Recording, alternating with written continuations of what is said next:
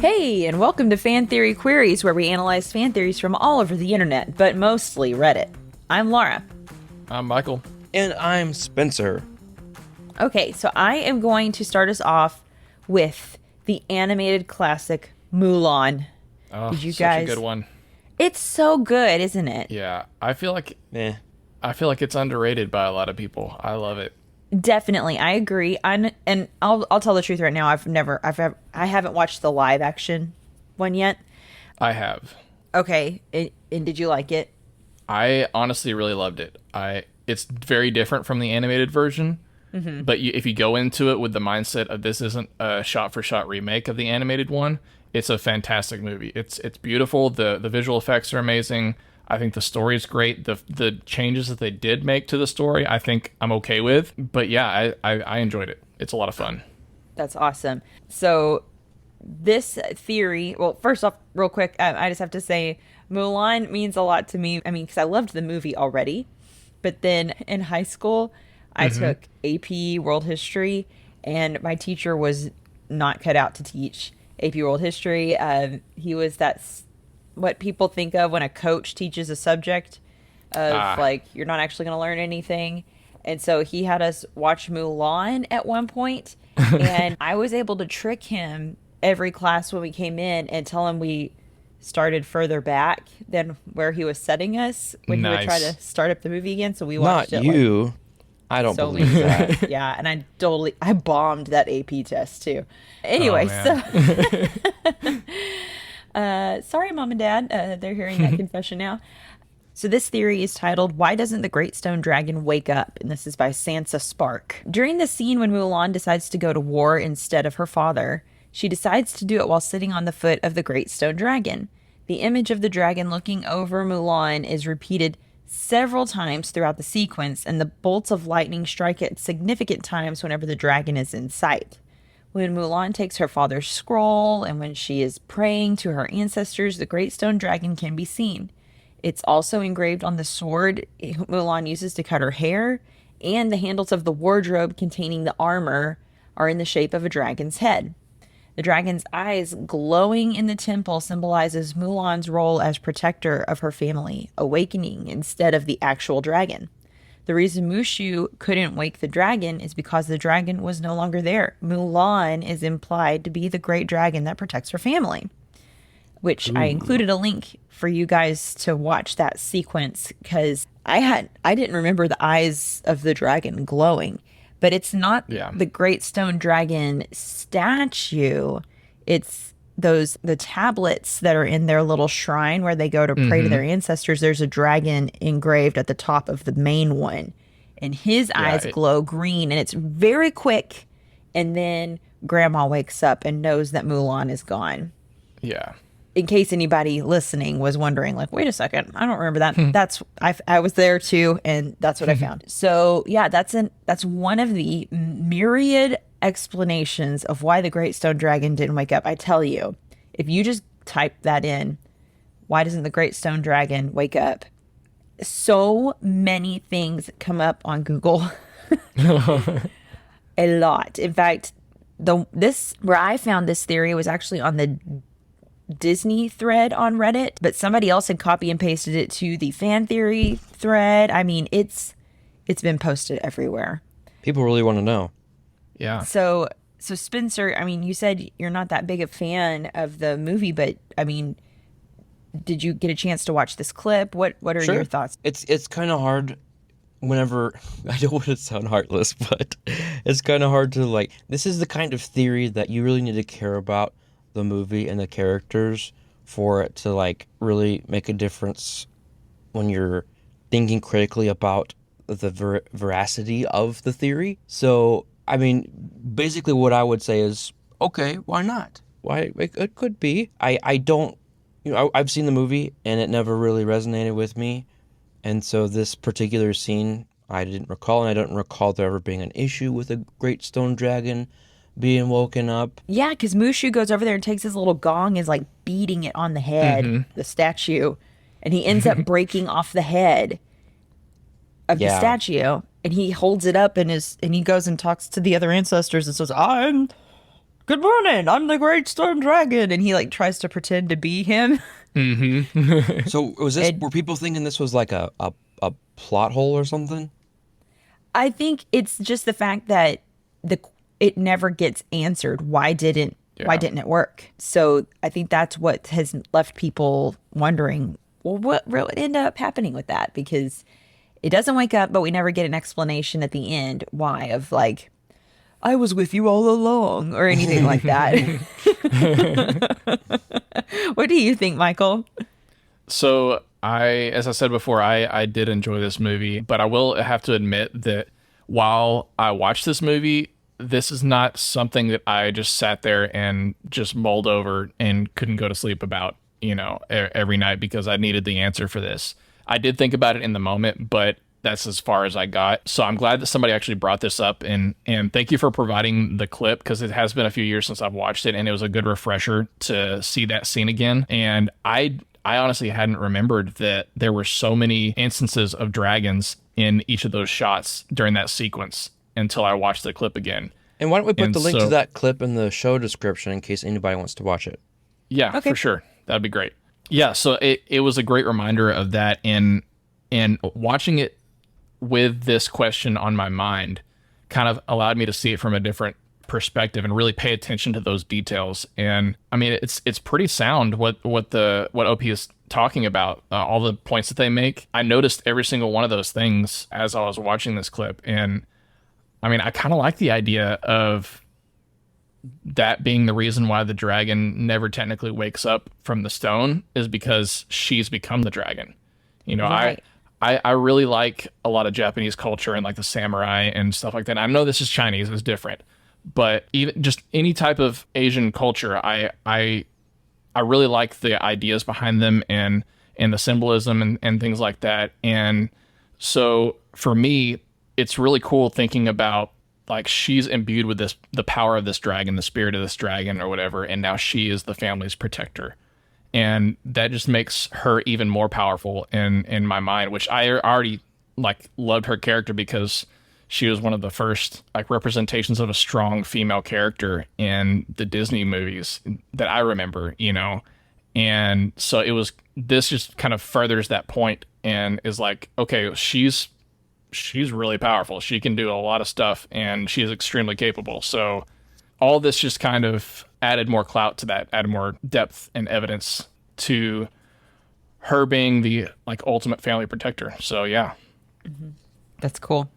So let me throw out some comments here that take this off and they go in different directions. It's kind of weird. So here we go. I'm interested. This is from Bubonis. "I think the awakening of the Great Stone Dragon required some kind of ceremony or at least some formality.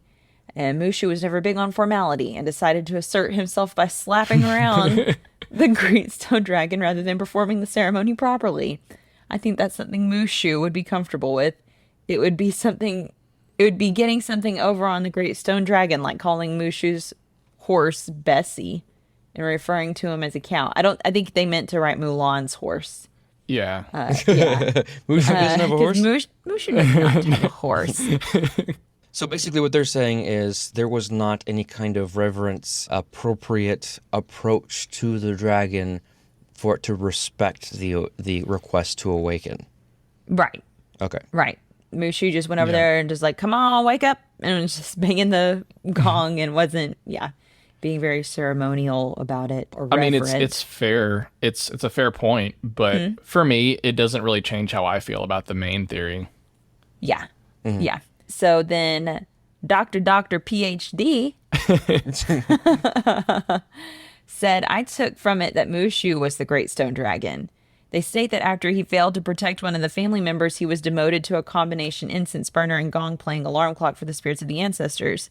Hold that thought. I have something about that first a little bit. Okay. But they never said what position he was demoted from. I figured that his spirit was removed from the Great Stone Dragon to the smaller dragon statue, and that because he was moved into a smaller statue, he lost some of his abilities, size, memories of his past life as the Great Stone Dragon. He remembers that he failed to protect the family once before, but believes that the Great Stone Dragon was a separate being from himself. This explains why the Great Stone Dragon wouldn't wake up and instead broke apart. The Great Stone Dragon was already awake, and that particular statue was an empty vessel. When the ancestors told Mushu to go wake up the Great Stone Dragon, they were giving him a chance at redemption. They knew that he would break the statue and take its place in helping Mulan. Do you think Mushu is worthy of being the Great Stone Dragon?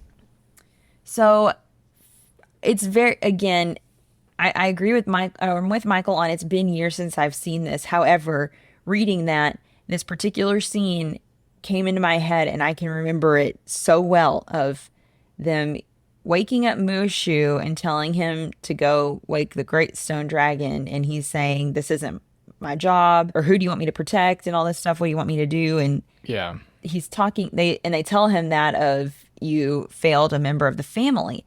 And there is an ancestor who was wearing armor kind of similar to Mulan's father's. He's holding his head in his hand because his head has been cut off. And he goes, yeah, thanks for that. So that tells me the way they wrote that joke of, okay, then that's who he failed. Do you read it that way? Yeah, for sure. That's exactly what I thought whenever I watched the movie, you know. So that's a good point. Which is interesting because I was reading that a lot of people are like, well, I just assumed that it was Mushu, and I thought, huh? Yeah. So I don't get it. But that's what people think. And if you're one of those people, well, cool. Right. I agree. I mean, there's another comment here. This one's interesting. Oh, okay. Well, all right. So then I'll read it. This is from flying_penguin. The Great Stone Dragon is the oldest, wisest, and most powerful of all the spirits. He knew that not awakening would lead to Mulan proving her power and independence, and Mushu redeeming himself. Had he chosen to awaken and fulfill his role as guardian and protector, he would only maintain the status quo. He would use his awesome powers to protect Mulan from any danger and return her home safely, because that's what family guardians do, and any honor Mulan might have happened to stumble her way into during her adventures would just be attributed to the Great Stone Dragon's divine intervention rather than her own strength and cunning. In order for Mulan to truly reach her potential, she had to demonstrate that she could actually do things on her own. See, I like that one too. Because that I means like that one. she is strong enough on her own. She doesn't need any help from a spirit.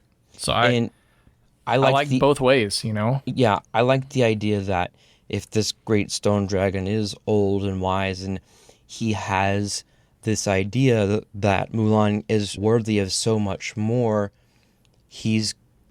and he knows that she's capable of doing it, he's not going to step in and help her along the way. And that further would help her. You know, he knows she's not the kind of person that's going to quit if she doesn't get the help from him. And that instead it's going to do the opposite and push her to be even better.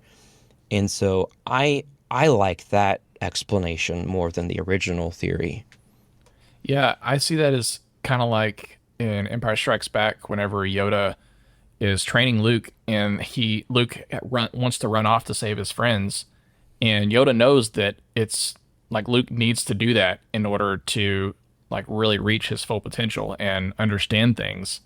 And he knows that it's going to hurt. He knows that it's going to take some work, but in the long run, that's the best thing for Luke to do. So, yeah, I think...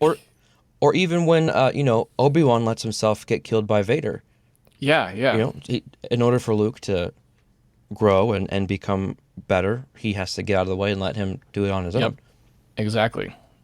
You know, it's interesting. I'm hearing it as almost kind of like a placebo effect because I feel fairly certain that when Mushu shows up for Mulan, because she's already taken off and he finds her at the camp, that he is basically telling her that he is there on behalf of the Great Stone Dragon and the ancestors, and he is the intermediary. So she thinks she's getting that help. Yeah. And he is making it look like, I'm giving you all this help. I'm making this happen for you. I'm making that happen for you.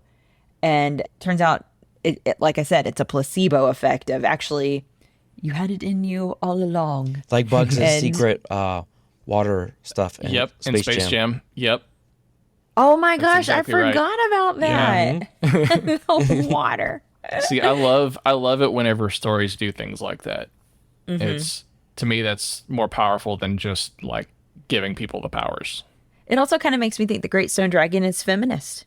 Because, I Yeah. mean, in that culture and in that era, to be allowing a woman to do what she did, I mean, this Great Stone Dragon was like, nah, she's got this. Yeah. And everybody would be like, no, she's a woman. And nah, she's got this. So, I I mean, mean, I kind of, it's you can even like not dial it down to, but compare it to just being a parent. Like sometimes you Yeah. can step in and help your kid do anything, but a lot of times, even though you really want to, you have to let them do certain things on their own to learn how to do it and become more responsible Exactly. and grow up. as And so painstaking as it might be. exactly, yeah. So That's a great point. Yeah. I agree. Very good. Well, I think that we're ready to rate this theory. But before we do, Michael, could you go over our rating scale? Of course. The highest rating that we have is genius. This is reserved for only the best theories, which we believe are better than the actual canon. The next step down is plausible. It's a good theory, it's believable. Unlikely is next. It's not a terrible theory, but pretty unlikely, as the name suggests. And then the last thing is preposterous. These are the theories that are just stupid. Basically, we're all dumber for having listened to them. I'm curious to hear. I mean, I don't know. There's nothing really groundbreaking too much in this theory, so the stakes Yeah. aren't that high. So, what do y'all think? I'll go first. I think that the original theory that you read about Mulan actually being the great dragon is unlikely. Maybe you want to say that she is representative of that or symbolic of the great dragon. Okay, but I just don't think that she has actually become the great dragon. And since we read that final comment about that person's interpretation of it, that's what I would consider genius. And so that's where I stand on things. So, Yeah. what you're saying is that the genius theory is flying penguins, that Comment. the dragon was actually just letting Mulan find her success on her own. Yes. Okay. Okay, cool. Yeah, I'm actually gonna agree with Spencer on this one. For most of the time that we were discussing this, I was sitting at genius for the original theory until we read that last comment, and then the last comment really kind of turned it around for me. And so I'm gonna give the original theory an unlikely as well, and the comment gets a genius because I just love the idea of allowing her to just be self-empowered, you know. I think I agree with you guys on this one. That I mean, OP's theory, I mean, again, is the foundation for this. It's pretty cool as Yeah. and I think you could kind of marry the two together, both Sansa Spark, our OP, and then our commenter, Flying Penguin, of it's showing Mulan as the protector of the family. Yeah. Maybe not necessarily that she is taking the place of the Great Stone Dragon and the Great Stone Right. Dragon is gone. She's got this covered piece out and leaving. So I think they could go together that way. Yeah. And also you can see like the symbol or the symbology or the visuals of the the cuts of images of the dragon throughout this montage are almost like the dragon like observing her, and Yeah. as she's getting ready or whatever, just flashes of I'm the great stone dragon and she's got this. And just kind of like a little bit of reassurance for her and us as the audience. Yeah. So I think if I take that piece of OP's that she is now becoming the protector of the family, combined with Flying Penguin saying how the Great Stone Dragon's there, but is just helping Mulan realize her full identity as and her role in the family. I'll put those together as a plausible. Cool. That's fair. Great. You know what's not fair and something that's hard? Having to choose your health insurance plan. Ooh, your head. Yes, and also editing podcasts and videos. But I want to tell everyone about something that has made the process much easier, and it's called Descript. You can upload your audio and or video files into Descript, and it transcribes everything into what is essentially a Word document. And the cool thing is, You can make cuts and edits to the audio and video timeline by simply editing the text document. Wow, you mean no more tediously inspecting the waveform visually to find stutters and stumbles and What? No, I mean as in and verbal pauses. Yes, we used a script to edit this show, and I am super happy with it. There are so many unique features to take advantage of, and it's not an expensive tool at all. There are 3 tiers, including one that costs $0, $12, and $24 per month. So would you say that we're getting our money's worth? Yes! So if you want to learn more, click on the link in the description of this episode or go to fantheoryqueries.com/descript. Okay, you know what's funny is I actually just found this theory today. Little peek behind the curtain. Originally planned on doing a theory that we teased last episode, where Sam I Am from Green Eggs and Ham is the devil, but I decided to replace it with this one because it's more wholesome, because we're talking about guns. Oh my God. This is from the beloved movie Jumanji, the original. Yay. Which, as I was reading this theory, I just got a hankering to watch this again. I've got to watch this again. But this theory is titled Van Pelt's Gun by Mr. Steven Richter. In Jumanji, the hunter Van Pelt comes out of the magical board game to hunt Alan Parrish in 1995. He runs out of ammo and goes into a gun store. The clerk tells him they stopped making the bullets he needs for his gun in 1903. Van Pelt then buys a huge modern gun. So Van Pelt must have brought the original gun with him from the jungle. So, logically, the jungle, Van Pelt, and his gun must have spawned via magic when the game board was created. But the movie opens with a flashback to 1869, where 2 boys ride out into the middle of the woods to bury Jumanji. So Van Pelt's gun, a Winchester 1901 shotgun, was created in Jumanji 32 years before it was created in the real world? So it's like a really insignificant plot hole, I hear you ask. But to that I say, yeah, like nobody has noticed this except me. It's not even on IMDb trivia. It's really not worth time thinking about. But then I give it a second and blurt out, time travel! Jumanji has time travel powers as a side effect of its rules. The end of the movie is that Alan wins Jumanji, Van Pelt is sucked back into the game, and everything reverts back to the way it was 26 years ago when Alan started playing. Alan and Sarah, who are back to being kids, have trouble retaining memories of the first timeline, but it did still happen. So what if Van Pelt got the Winchester from the last game of Jumanji that was played, the game from 1869? The 2 boys, Benjamin and Caleb, started playing, grew up, and only managed to finish the game 32 years later. Van Pelt is released from the game somewhere in that time, because he's on the cover of the board. Even if the obstacles are randomized, I assume he gets released once a game. At which point he acquires a gun in 1901 to up his murder game.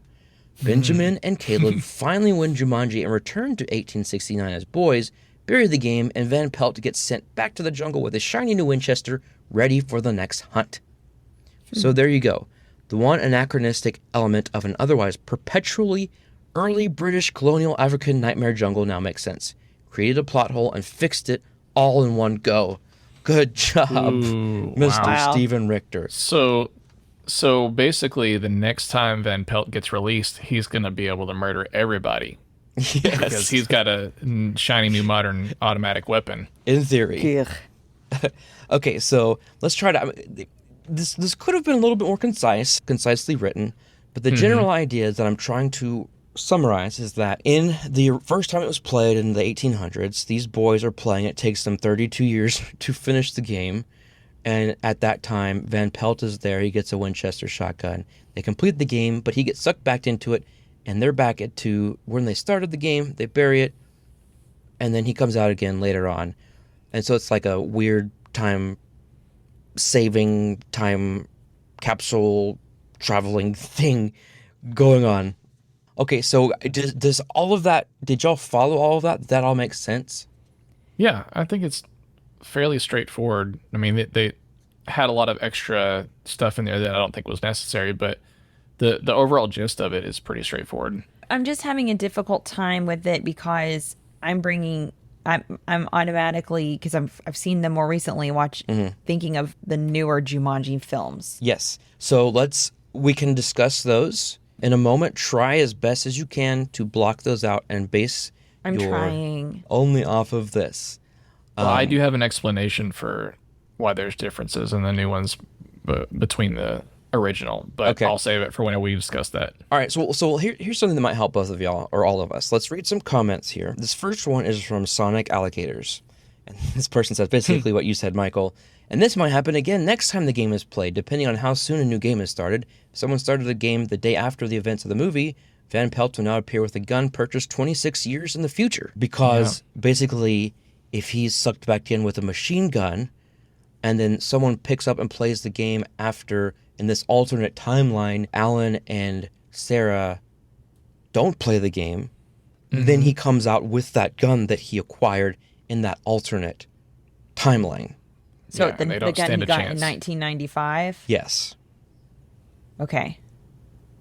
I think I'm following. Okay. And so, like, I think that's the thing that should have been expanded on a little bit more in the theory is the creation of multiple timelines rather than just simple time travel. So that is essentially what's going on there. Van Pelt. So basically, the game, everything inside the game in that colonial African nightmare jungle is all, like, consistent. That's never changing. But when that all comes to life is jumping around through time and space, essentially. And so that's how it's all able to appear as if you are in the game, things may appear to be time travel-y, if that makes any sense. Okay, did I confuse you anymore? Me? No. A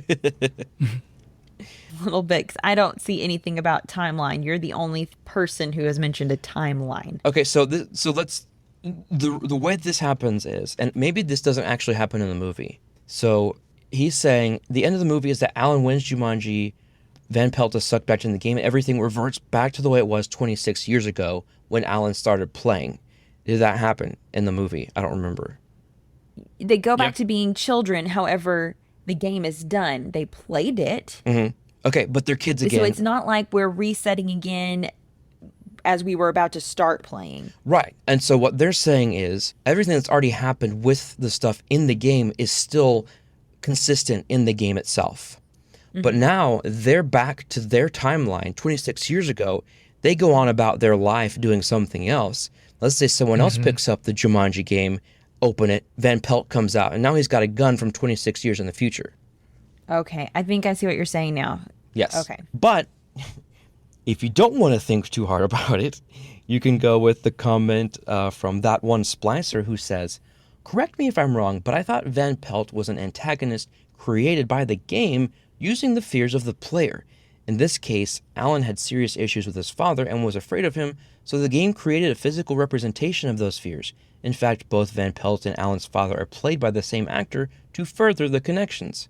What I'm getting at here is I think Van Pelt ceased to exist as soon as the game was over, and him having a gun that should not exist is just the game creating a weapon for him out of Alan's imagination. Perhaps Alan just finished reading a book that involved Van Pelt's gun, and so, yeah, the game made it come to life. That's a difficult one to use against this because we have nothing else. Well, in this movie, we have no way to disprove that. Like, we can't look at the game that was played in 1869 and verify if Van Pelt was a character then. I have to base it off of, like it was mentioned in the actual theory, with the cover of the game. It actually has Van Pelt on the cover. So I'm using that to assume that he's always a character that comes out. I'm going to have to say, though, if we do take into account the newer films, that is still the same game because when we get sucked into that game, Alan Parrish was there. Right. So the game evolves. Yes. Every bit of physical manifestation of that game evolves, including the cover. I don't think the first thing that we see of it back in 1869, I don't think it would have him on it. I think that's just for Alan's version of the game. Because remember, when they find it in 1995, it's still Alan's game. Alan is still playing. And Van Pelt never shows up again in the other Jumanjis. For me personally, when I watched the new ones, I took it as the video game version, the new version of Jumanji, was actually a video game that was based off of the original Jumanji because people knew about the original game and it was popular. Think like if somebody made a video game based off of Monopoly, which they have. It's just the magic is connected to the actual name of the game Jumanji. And so whenever they made this video game version, it was different in that instead of bringing the jungle out to the real world, the players are sucked into the game. It's the Alan reverse was. it's the reverse. And so I think the fact that they saw Alan or references to Alan in the newer ones, I always explain that in my mind as he eventually went back and tried to play the game again as an adult, and in the process ended up going in. And I had this headcanon where he went in and found Van Pelt and hunted him down and took him out. And that's why Van Pelt isn't in the video game version. And whoever actually made the video game version looked at the original game and referenced it. And I would like to think that it was created by somebody who actually played the original game and so knows about the experience and the magic and stuff. And so they saw Alan stuck in this game. And so that's why they included him in the video game version. Interesting. That is something that I wonder if forever will be expanded on, is the origin of these games. But do y'all... Yeah, I don't know. Do y'all... And here's something interesting, because no one's mentioned it. Do y'all know who the antagonist was in Jumanji, Welcome to the Jungle? His name is Russell Van Pelt. What? Yes. Oh, really? Russell Van Pelt. Wait, the first one? Yeah. He is an explorer. He's a leader of a group of mercenaries and an NPC trying to track down the Jaguar's eye. However, this article that I'm reading about the plot and Van Pelt, there is absolutely no connection, no connective tissue to the original Van Pelt character. So they're not saying that this is like a descendant of that. So it's just a character they based off of the original one, Or essentially, when they it were could creating be the game. the same Van Pelt who has evolved with the manifestation of the game to be more appealing to a modern audience. Yes. Just saying. Yeah, that's a possibility. In my own personal headcanon, I still don't want to go that route, but I can see where you're coming from with that. By the way, Bobby Cannavale, I mean, he was amazing in that role. Oh, yeah, absolutely. It's so good. The He snakes. killed it. Yeah. Oh my gosh, that was so cool. Yes. Man, that was awesome. Okay, so I think we've all said our piece. You want to rate it? I do, but I still am thinking about it. So I'm going to let y'all go first. Michael, you go first. You sound pretty sure of what you're thinking. Okay, so before I rate, we're saying that basically Van Pelt's is, whenever he goes back into the game, he has the modern version of the gun that he purchased, and it's all involving time travel. That's basically what we're rating, correct? Yes, and so I figured out a way to concisely recap this. Okay. 1869 is where Van Pelt originates. That's where he starts. Yes. Okay. They play the game for 32 years, and in 32 years, he comes out of the game, is able to buy this Winchester 1901 shotgun. They finish the game, he gets sucked back in, and they get time traveled back to 1869, where the game is hidden. And fast forward to whatever time it is that Alan finds the game, he gets sucked in. 25 years later, however, in 1995, Alan comes out, and Van Pelt comes out with his gun that he got in 1901, and then he can't get ammo, so he gets a new modern gun, and then he gets sucked back into the game, and then they finish the game, go back to when they started the game. They don't play the game, but somebody else picks up the game, and when Van Pelt comes out, then he's got an assault rifle from 1995. This is essentially how this is happening. Gotcha. Okay, so with that, I am going to actually give this a plausible. I'm not going to give it a genius because I don't think that I want this to replace the actual canon. I don't think this is actually the true canon behind it if you were to ask the creators of this story. But it's a good theory, and I like the idea behind it because it kind of fills in some blanks that were kind of left unanswered. So yeah, I'm just going to give it a straight plausible. Okay. Laura? I agree with that. I think that is the only possible explanation for why Van Pelt would have a gun from 1901 when he's been in the game since before then. He predated the gun. So I agree. That's the best explanation for it. So I'll say it's plausible. I'm gonna say, and I hate to just throw them out there like popcorn at a melodrama, but I think this is genius. After thinking about it and figuring out how to explain it concisely, whether or not you make sense of it, the more I go over it, I really like it. And again, this is all dependent on our assumption that he is a character that is perpetually present in the game regardless of who's playing it, just like a lion might be, or the monkeys, you know. Those aren't going to be created based on somebody's fears. And so I'm sure, I know that this character was, you know, developed more in that animated cartoon show that came out after the movie. I didn't look at any of that to formulate any of this. I don't remember anything about it. But based on this and everything that we've discussed, I think that this is genius, and I like to think that this is actually what happens in the actual universe of Jumanji. That's fair.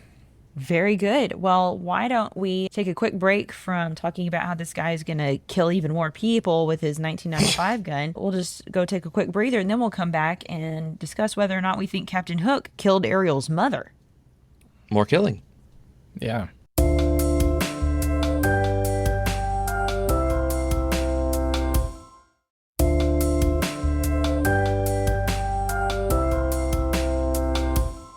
Okay, Michael. So we've all been waiting on tenterhooks for what you have to say here. Hooks? How about peg legs? Whatever. They both work. Oh, funny enough, this is a connection. Robin Williams in Oh, yeah. Jumanji. Robin Williams in Hook. And Hook. Yeah. But this is not about Hook. Nope. This is like a full circle kind of connection, because you have a Disney thing leading into Robin Williams and Jumanji, and leading into another Disney thing that has a connection to Robin Williams. Which will then lead into a movie about Kevin Bacon, Footloose. All right, so this theory comes from Comic Book Resources website, and it has an unknown author. The theory, as Lara stated before, is that Captain Hook actually killed Ariel's mother. So, they say, when audiences first met Ariel back in 1989, she lived with one parent, her father, King Triton. Her mother, Athena, was mentioned briefly in the third movie, The Little Mermaid, Ariel's Beginning, 2008, and it was revealed that Athena was killed by pirates when Ariel was still very young. Additionally, in The Little Mermaid, Ariel's Beginning, Disney fans get a glimpse of Athena. It was noted by perceptive viewers that Athena bore a striking resemblance to the mermaid featured in Peter Pan from 1953. She shared the same face shape, hair color, and tail. These similarities feel too purposely placed to be coincidental. Therefore, the theory suggests it was Peter Pan's dastardly villain, Captain Hook, who was responsible for Athena's murder. In Peter Pan, during the scene where Peter and Wendy visit the mermaid lagoon, the red-headed mermaid that strongly resembles Athena from Ariel's Beginning teases Wendy about trying to drown her. I'm just gonna kill you. Later, Captain Hook and Mr. Smee pass in their rowboat with Tiger Lily as their captive. The mermaids all scream, "Hook!" and flee one after the other. Evidently, Hook has a reputation for terrorizing mermaids. Obviously. Yes. So, in The Little Mermaid, Ariel's Beginning, the scene that raised some suspicion is shown in a flashback between King Triton and Athena during their honeymoon. All is joyful and prosperous in Atlantica until a band of fiendish pirates crashes the party. Viewers see an imposing pirate ship approaching the lagoon where Triton and the merfolk are rejoicing. Triton leaps into action to protect his daughters, and the merfolk flee, all except Athena. Another mermaid gets her tail trapped between two rocks. Athena comes to her rescue in time for the young mermaid to escape. However, the pirates, and presumably Hook, raid the lagoon for all its valuables, including a music box that Triton gifted to Athena. She tries to retrieve it, but the pirates attack, and Athena sadly dies, leaving Triton and Ariel behind. While Captain Hook is not explicitly seen, if the overarching theory is that all of the Disney films are connected in some way, it must mean that The Little Mermaid and Peter Pan are both set in the same universe. By that logic, there is no reason as to why the theory would be false. No reason absolutely whatsoever, folks. This is fact. That's right what here. they say. You heard it here. So yeah, that's the theory. Lara, would you like to say some things first? Well, let's look here at the ship. We've got pictures of the ship. Yeah, so from first of all, it's very difficult to find a picture of the Jolly Roger from, like, a good picture from the original Peter Pan cartoon. So I found the one from the new Ariel's Beginning movie, and then the pirate ship from Hook's Jolly Roger from a movie, what's it called? Return to Neverland, which was in 2002. And so they're different color, and I think the more recent one, or actually it would have been before the Ariel Beginnings, it's got a reddish hue to it. I take that as kind of like being in a setting sun, but other than the color, they look very similar. If you look at the actual features, the ships actually look very closely alike. You've got the thing that pokes out in the middle. They've got the same, at least from the picture I can see, the same. I'm so impressed with your ship I know. knowledge. They've got the. For those of you wondering, he's referring to the prow. Okay, this my prowess. They've got the sails in the same place. They've got the two little circles around the prow, the holes for the ropes. They've got the wooden thing underneath the prow, and then the line going across horizontally by the prow. See, I know the prow now. It looks very similar, at least feature-wise. What do y'all agree with me? Yeah. So for me, the actual visual appearance in both of these doesn't matter as much, because if there's any difference in appearance, it could just be explained by the way the ship was remembered when the story's told. It's kind of like that game Telephone, where one person tells somebody like a phrase or a sentence, and then it's passed down the line of people retelling it over and over again. And by the end, the details are generally pretty different from the original. So I see any like physical differences explained in that way. So I think it's very possible that it could be the same ship. What do you think, Laura? I think you could also explain it as pirates always stole ships anyway. Yeah, So, I mean, exactly. If it's a different ship, well, then that was just the different ship he was sailing at that particular point in time. That's true. Exactly. And what if whenever the events of Athena being killed happens, Hook is still a relatively new pirate, so not a captain yet, and kind of a lower ranking pirate Well, this on would a take different place. ship. Wait, this would is take after place Peter after Pan. Peter Pan, Oh, after Peter Pan. because she's Okay. alive Because in she's- Peter Pan. I see. Okay. I was mixed up there. I got my movies It's swapped in easy my to mind do. somehow. Yeah. Right. Yeah. The older one from the 60s or whatever, 53, is the old one, or is the old one. So Yeah. That's when gotcha. she's a I'm teenager. tracking now. Yeah. yeah, and yeah. I mean, So I don't- even still, like he's still captain, like you said, Lara. Like pirates steal ships all the time. And he could have upgraded the Jolly Roger many times. or he could have had his ship stolen from him. Exactly. Yeah. It could be the same ship, is my argument. To me, the ship doesn't change my opinion on this. Yeah, it doesn't make or break it. Right. Yeah. So the thing that I'm going to get hung up on, and I haven't decided how it's going to determine my rating of this theory, is that you have to account for how Hook traveled back and forth between Neverland and our world, since it's understood that areas, and I'm reading a comment that I've already written, so if it sounds precise and well written, it's because I'm reading it, not speaking off the top of my head. In our world, since it's understood that Ariel's home exists in an animated version of our world, is Hook known to travel out of Neverland frequently? Well, even if he does, so would Athena. Yeah, but also Oh, that's true. She would have to be in Neverland and our world. see, I don't have as much of a problem with that detail, because like, who's to say that Ariel's world isn't technically the same as Neverland?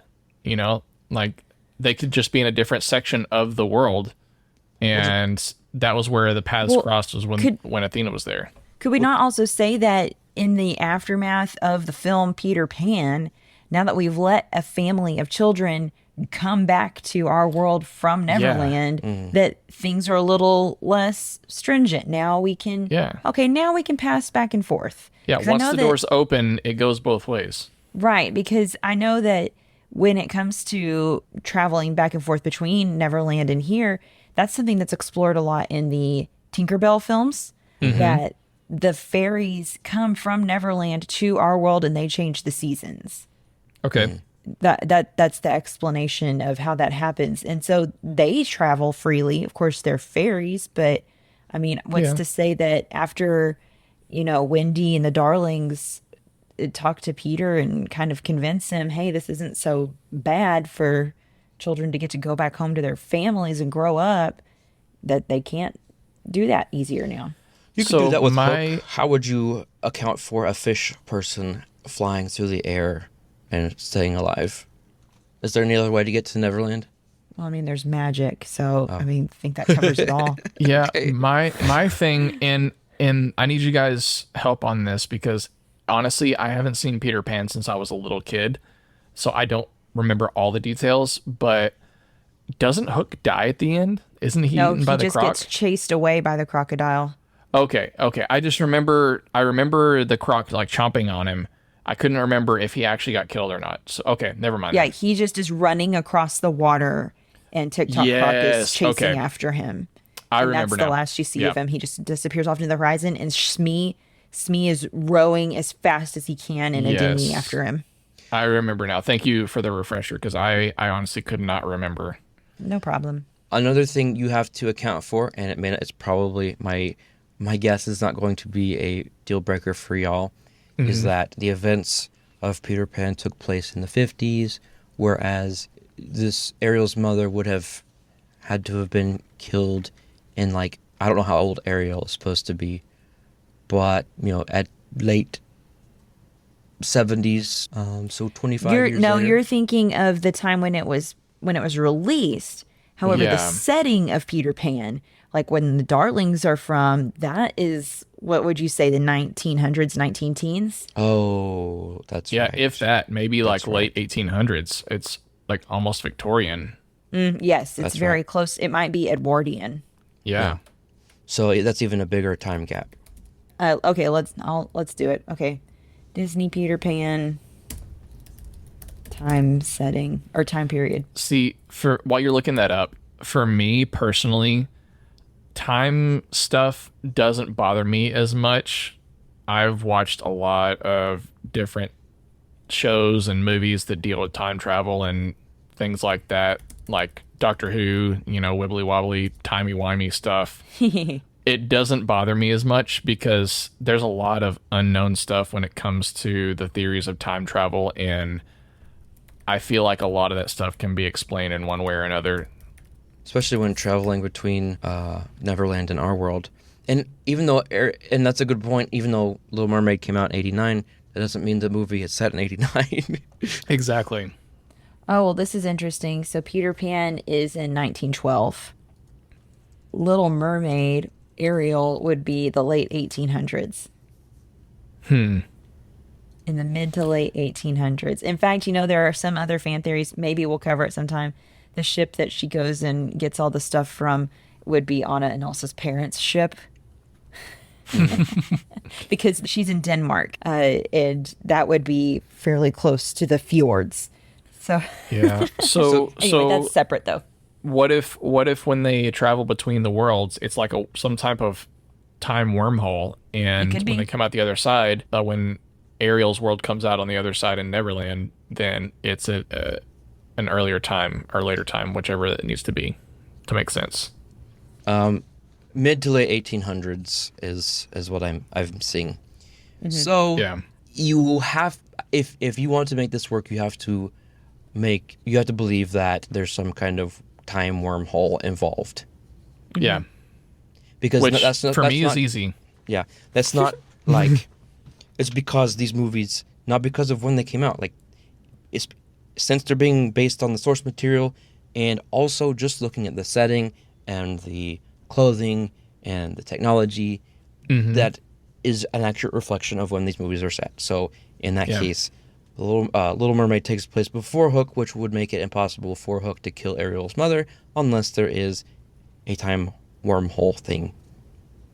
Okay, so where do you want to rate it? I don't know. What do you want to rate it? I am going to give it an unlikely. I think the only similarities visually, okay, she's a redhead. I understand that there are a small percentage of redheads, but there are still more than 1 or 2 redheads in the world. What about redheaded mermaids? How many of those do you know of? Well, then why don't we say the blonde mermaid next to her is me? I mean, Well, you're not a mermaid. or was I? I might have gone through a wormhole and That's lost true. my mermaid tail. That's very true. Yeah. It's possible. See, Michael's on board. Yeah, I'm saying unlikely. Okay, I'm agreeing with you. I liked it at the beginning, and then our job is sometimes we put in more effort poking holes in theories than others. This is one of them, and when you really break it down, it's unlikely. It almost got me, so I don't think it's preposterous, but it's very unlikely in my opinion. Yeah. Yeah, so my job, I feel, is to rise against the skeptics, because I'm going to give this a genius. I love it. The holes, the That's not so-called allowed. holes that you guys poked into this, are not an issues for me. I don't have problems with these things. I'm a big sucker for anything that involves time travel, so the time aspects of this doesn't bother me at all. I just like this idea. We've talked about this before, but I like when intellectual properties are connected in these creative ways. And Yeah. for me, this is just a fun thing to connect two Disney movies, and it's kind of inconsequential for me because while these are enjoyable movies, they aren't like my 2 favorite Disney movies. If they were, I might be a little bit harsher on my rating with this, but these are just fun movies that I enjoyed watching. And yeah, I think this is a great idea. So I'm going to give them props. I give it a genius. Nice. Well, if it's all in the name of fun, I will allow it. Thank you. Well, Lara, Spencer? Michael, Guys, it is that time where we bring this episode to a close. But before we go, I have to mention that just today, I was telling you that I found that Jumanji theory on Reddit. Well, right underneath it, I saw another detail that was fascinating to me. This is a real world detail about not just like a fictionalized theories. This is a real thing that was shared by Twigonometry. is it a math theory? Sort of. About the movie 1917, which is a fantastic movie. I Oh, yes, love it that is. movie. So this is going to blow your So mind. good. All right, I'm so excited. never have guessed this. 1917 is named 1917 because it is made up of exactly 1,917 3.7246 second periods. If that's true, I pity the person that took the time to figure all of that out. I all you bet gotta you do is trigonometry did. Yeah. Multiply 3.7246 times 1917. Well, all you have to do is take the total runtime and divide it by 1917, correct? I just This is too much math for me. Let's wrap this up, guys. All right. Okay, well then, you got it. This has been Fan Theory Queries. I'm Laura. I'm Michael. And I'm Spencer. Join us next time as we analyze more fan theories and ask queries such as, does Jim Carrey's character in The Truman Show go on to become the evil Dr. Robotnik in the Sonic movie? We'll discuss that and other intriguing theories on next week's episode.